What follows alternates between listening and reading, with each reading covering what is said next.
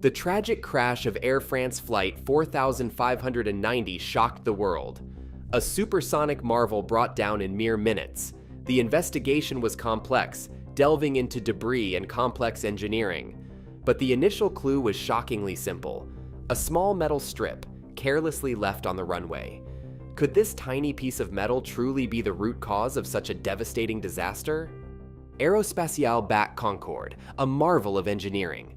Over 30 years with a near-spotless safety record, that record ended in 121 seconds. This is the story of those final moments and the fateful events that led to the crash of Air France Flight 4590. It was a routine flight from Paris to New York, a prelude to an Ecuadorian cruise for many of the German passengers on board. But fate had other plans.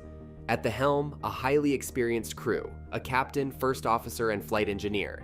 They faced challenges from the start. A technical issue with the aircraft meant a potential fuel stop, not ideal for a Concorde flight. Then there were the passenger issues, bags and people not listed on the flight manifest. The crew didn't let this delay them. They contacted Air France Engineering about the technical problem. It was fixable. Passenger issues would also be sorted out. The crew was used to tight turnarounds. This was the Concorde after all. Now here's something vital about the Concorde's design. It has a delta wing for supersonic speeds. But that design means very high takeoff and landing speeds, a brutal stress on the aircraft's tires. Tire bursts were a known problem, 57 bursts in 30 years, some even damaging the aircraft. In 1979, a Washington takeoff saw tire debris rip into a fuel tank, causing leaks. The Concorde survived, but changes followed. Stronger tires, better protection around the landing gear. Yet the risk of fire was considered minimal due to the small fuel leakage expected. And let's not forget that complex fuel system. 13 tanks and pilots could shift fuel around for optimal balance. Vital for takeoff, especially in a Concorde. The engines were as unique as the wing. 4 Olympus turbojets, each with afterburners for that supersonic boost. Intakes cleverly designed for the demands of extreme speed changes. This setup plays a key role in what's to come. On July 25, 2000, it's finally time to depart. The crew has resolved the technical issue, maximizing fuel.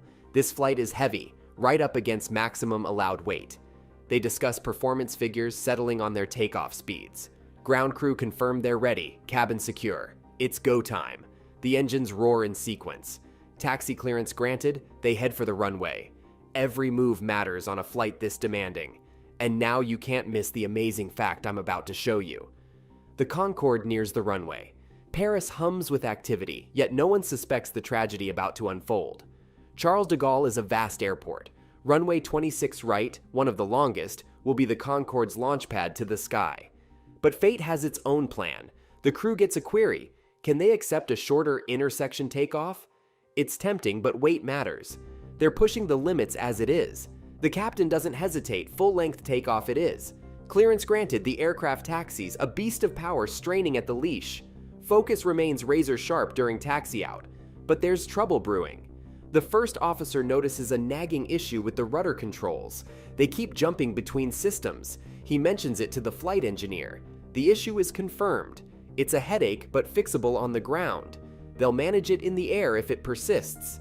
This is a Concorde, not some run-of-the-mill airliner. Meanwhile, there's another vital task: fuel transfer. Weight distribution is everything at takeoff. They shift fuel from tank 11 to optimize the aircraft's center of gravity. It's a delicate ballet of balance, key to a safe departure. Just minutes before the Concorde's fateful takeoff, another drama plays out unseen. A Continental Airlines DC-10 takes off from the same runway. Unknown to its crew, a piece of metal around 43 centimeters long falls from their aircraft. No warning lights, no indication. The flight continues onward. This sliver of metal is a ticking time bomb. Too soon for runway inspections, it lies in wait for the Concorde. Back in the Concorde's cockpit, the captain leads the takeoff briefing, a pre-flight ritual. Maximum weight, full engine power, the numbers fly back and forth. He lays out the reject scenarios, what's a stop and what's a go. The crew is mentally primed. The gong they mention? That's their version of a master caution system. It means something is amiss, but not necessarily critical. Then there's the tire flash. That warning light signals sudden pressure loss in a tire. You don't ignore that in a Concorde, not at high speeds. Tire issues have plagued this aircraft. After V1, the decision gets infinitely harder. Reject the takeoff past that point, and a runway excursion becomes a horrifying possibility. Better to get airborne, troubleshoot, and return. But they couldn't know their problem would be far more catastrophic. The captain asks about fuel burn during taxi. Remember, they expected to use 2 tons. The flight engineer's reply is a bombshell. Only 800 kilos used. They're almost a ton overweight. A quick check of brake temperatures follows. This too becomes a vital clue later. At 14:42 UTC, clearance comes. Concorde, line up and clear for takeoff. The controller gives them a tailwind 8 knots. A small detail easily missed in the rush, but that tailwind will rob them of crucial airspeed on takeoff. A few seconds later, numbers flash and voices call out confirmations. 100! 4 greens! All systems show go. Seconds turn to heartbeats. The first officer calls V1. That point of no return. This flight is barely 35 seconds old when trouble strikes. The aircraft yaws left, a subtle shift the crew feels before the instruments register. They find pieces of the water deflector on the runway later, a clue that points back to the sliver of metal left by the DC-10. It's likely the Concorde has met its nemesis. Half a second later, an explosion rocks the cockpit. Investigators believe this is the sound of a tire exploding on the left landing gear. On the runway, the metal strip and tire debris lie in testament to this. The Concorde lurches, now clawing for speed. At 178 knots, a new sound invades the cockpit. This is worse. Under the left wing, fuel tank number 5 has been punctured.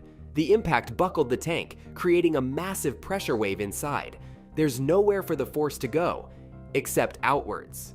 The tank ruptures, and the sound the crew hears is dozens of liters of fuel hitting something hot enough to cause instant ignition. But what ignited it? Arcing wires in the damaged landing gear are a likely culprit. The fact the gear is extended creates a pocket behind it, a sheltered zone perfect for a fire to take hold. The Concorde is now a flaming comet, veering violently left. The captain fights the rudder. Not failing engines, but damage and raw aerodynamic drag are pulling him off course. Seconds stretch into eternity. Both left engines begin to falter. Engine number 1 is choking on tire debris. Hot gases messing with its internal pressure, causing stalls. Engine 2, closest to the fire, suffers the same fate. "Watch out!" the first officer yells, followed by the same chilling warning from the flight engineer. The engine go lights likely flickered out, a bad omen indeed. The aircraft is barely under control, the yaw brutally strong now. Even with engines struggling, the Concorde is below rotation speed. Then, a decision that will haunt the investigation. The captain begins to rotate. Why? Was he near the runway's end? Did he fear other traffic ahead? It remains a mystery. He rotates slowly, knowing their speed is too low. For a moment, the flight engineer yells something, perhaps stop, but a second later, it's engine failure, number 2. Engine number 1 was showing signs of life, but now the rotation changes the airflow, funneling those hot, deadly gases back into both engines, extinguishing any hope. At the same moment, the first engine fire alarm blares. "Shut down engine 2?" asks the engineer. "Engine fire procedure," the captain replies. From the tower, the controller sees the horror unfolding. "Air France 4590, you have flames trailing behind." The warning echoes the chilling call from another pilot on the airport radio. "It's really burning, and I'm not sure it's coming from the engine." Tragically, the Concorde is airborne. Moments later, it clips runway edge lights. The crew's final fight is just beginning, the struggle to keep a blazing, crippled aircraft flying. The Concorde is barely airborne, struggling against gravity. Their engine-out climb speed, 220 knots, is a lifeline they can't reach. Now stuck at 200 knots, they're in a terrifying battle to avoid stalling. "Speed, speed!" the first officer calls, his voice tight with urgency. Engine number 1 wheezes. Damaged, it'll never find full power again. Number 2 is silent, shut down as per procedure. On the right, engines 3 and 4 scream at maximum thrust, a desperate act. This is contingency mode, pushing the limits for the sake of survival. They're a mere 100 feet up, climbing at a painfully slow 750 feet per minute. Yet, a glimmer of hope flickers on the radio. "Air France 4590, large flames behind you, priority to return." The controller sees what the crew cannot. Blazing fuel paints a streak of doom across the sky. The flight engineer reminds the first officer, "Gear up," It's vital to reduce drag, but the first officer hesitates. "No," he blurts. Protocol is drilled into them. Damaged landing gear means don't retract. Yet the captain overrides him, his order sharp and decisive. The first officer tries, but the system refuses to comply. He can't retract the gear. The fire's wrath has likely damaged the mechanisms beyond repair. Frantic, the captain turns to the flight engineer. "Are you shutting down number 2? It's already done. Fire procedure completed. But the first officer cries out again, "Airspeed, speed!" And then, horrifyingly, the gear is not retracting. Disaster looms. At 14 hours, 43 minutes, and 55 seconds, the flight data recorder notes an uncommanded roll.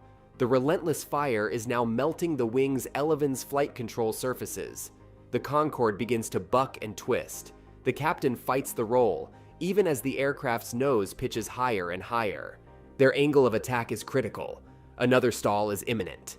The first officer monitors the radio, hearing the fire leader confirm their imminent return. He makes a fateful call. Le Bourget, we're going to try for Le Bourget? It's a smaller airport, perhaps a safer bet, if they can even reach it. The engine fire alarm blares anew. Engine number 1 surges, choking on debris, then dies completely. Their left side is powerless and the roll intensifies. The Concorde lurches violently, tipping a terrifying 113 degrees nearly sideways. In the last desperate seconds, the GPWS warning system shrieks, automatic and unheeded, "Pull up! Pull up!" We hear the sound of throttles being pushed forward on the remaining engines. They're trying to fly out of the roll, gain control, keep this wounded beast in the air. But time has run out. At 14 hours, 44 minutes, and 31 seconds, the Concorde strikes a hotel in Gonesse. The impact kills all 109 souls on board, along with 4 people on the ground. It's an end no one could have predicted for the supersonic marvel. In the grim aftermath, investigators are left with twisted wreckage. Quickly, a piece is recovered, the left landing gear bogie. It's missing something crucial, a tiny spacer designed to ensure proper tire alignment.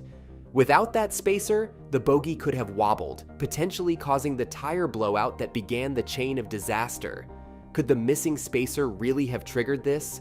Could the pilots have done anything differently? The investigation turned its focus to Continental Airlines. The fallen strip wasn't just replaced, it had been replaced twice due to wear, and it wasn't even manufactured to specification. It had 37 drill holes instead of the required 12. This shoddy maintenance triggered a chain of events the Concorde could never withstand. Legal battles ensued, but let's look at the tragic 121 seconds from the pilot's perspective. They'd never trained for this double engine loss, fuel leak, and a raging fire. They were committed to take off the moment the tire burst. Rejecting likely would have caused a runway overrun, the fire intensifying the catastrophe. Once airborne, they simply lacked the thrust to climb. Plus, the unrestrained landing gear likely fed the flames. Even if they'd kept the wings level, the fire would have eventually destroyed the plane's controls and structure. The investigators concluded the crew had no chance to change the outcome. The unthinkable unfolded. A single tire burst, something relatively common for the Concorde, became a fatal event. The investigation brought about changes: Kevlar lining for the fuel tanks, rewiring in the landing gear area, and burst-resistant tires. But the Concorde was grounded for over a year, and then 9/11 hit. The aviation industry changed forever, and with it, the supersonic dream faded. In 2003, the last Concorde flight touched down, ending passenger supersonic travel, for now. The Concorde crash is heartbreaking, but it highlights why safety is paramount. For another gripping air disaster story, check out our next video.